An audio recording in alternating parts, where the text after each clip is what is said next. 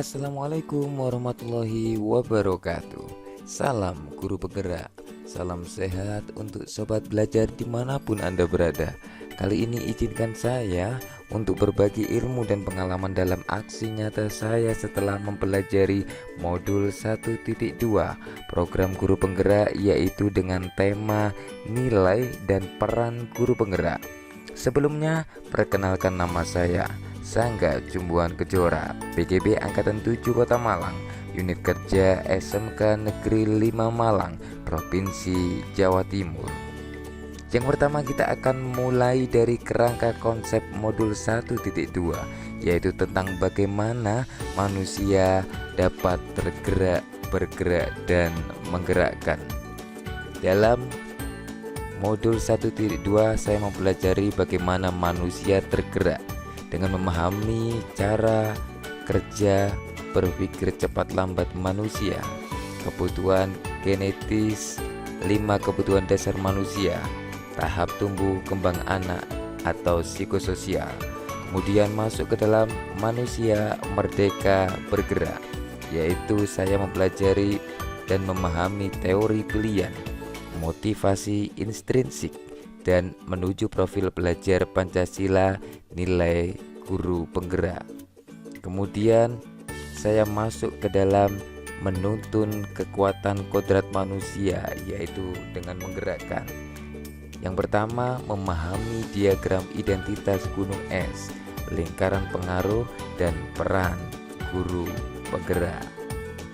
Kemudian kita masuk ke dalam 5 nilai guru penggerak. Apa saja 5 nilai guru penggerak itu? Yang pertama adalah berpihak pada murid. Seorang guru yang selalu semangat untuk memberdayakan dan menyediakan suasana belajar yang menyenangkan dan proses pembelajaran yang berpusat pada murid. Itulah nilai pertama, yaitu berpihak pada murid. Yang kedua, nilai mandiri, yaitu guru yang memiliki daya lenting dan selalu terpacu untuk meningkatkan dan mengembangkan kualitas diri dengan penuh kesadaran dari dalam diri sendiri tanpa ada paksaan dari pihak manapun.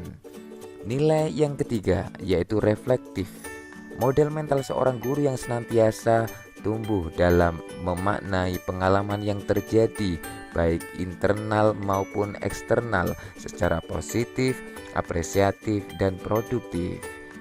Nilai yang keempat, yaitu inovatif, guru yang senantiasa mampu memunculkan gagasan cerdas dan tepat guna untuk mewujudkan visi bersama.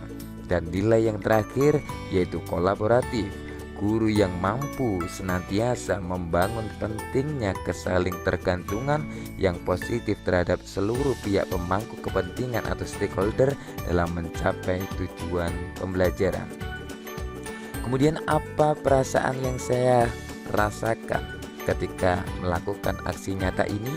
Perasaan pertama yang saya rasakan ketika mengaplikasikan aksi modul 1.2 ini adalah ragu. Kenapa? Saya merasa apakah anak-anak siap dengan pembelajaran yang dibebaskan, mencari dan memilih pendekatan akan sebuah ilmu sesuai dengan intuisinya. Padahal budaya belajar sebelumnya yang saya ajarkan cenderung menggunakan behavioristic learning, di mana anak-anak sering mendapatkan pembelajaran hanya dengan metode ceramah satu arah, dan sekarang saya harus memulai memerdekakan mereka. Awal mula saya bentuk kelompok dan mereka mencari kedalaman materi secara mandiri, mencari sumber belajar dari hal yang mereka ketahui. Lalu ide apa yang muncul dalam aksi nyata saya ini? Ide yang muncul dari saya sebagai seorang guru adalah saya mencoba menyajikan pembelajaran dengan menggunakan model inquiry learning dengan basic quiet inquiry, yaitu guru berperan sebagai fasilitator, narasumber, dan penyuluh kelompok, dan siswa tugasnya adalah menyelidiki, mengidentifikasi, dan mencari jawaban secara mandiri berkelompok dari sebuah permasalahan konten yang guru sajikan dengan pendekatan yang dipilih sendiri oleh sang siswa dalam kelompoknya. Dan alhasil di luar prediksi saya, siswa saya mampu dan berhasil memecahkan masalah, menemukan solusi, serta mampu menjelaskan hal-hal yang didapatkan dalam pembelajaran kelompok kepada teman-temannya. Serta hasilnya pun mereka dapat menciptakan produk pembelajaran yang nantinya akan dapat disebarluaskan ke teman-teman yang lain dalam pameran hasil karya. Luar biasa. Kemudian dampak serta perubahan positif apa yang didapatkan dari aksi nyata modul 1.2 kali ini? Saya melihat dan merasa bahwa sekarang siswa saya lebih semangat, bahagia, serta tumbuh motivasi lebih dari sebelumnya terhadap pembelajaran. Yang kedua, mampu mengembangkan keterampilan bertanya, penelitian, dan komunikasi. Yang ketiga, meningkatkan kolaborasi dan kerjasama antar peserta didik atau kelompok untuk mendapatkan hasil belajar yang maksimal, mampu memecahkan masalah, membuat solusi, dan mengatasi pertanyaan dan masalah kehidupan nyata. Berikutnya, siswa saya dapat mengembangkan bakat, mengembangkan keterampilan berpikir kritis atau critical thinking skill, dan meningkatkan keberhasilan belajar.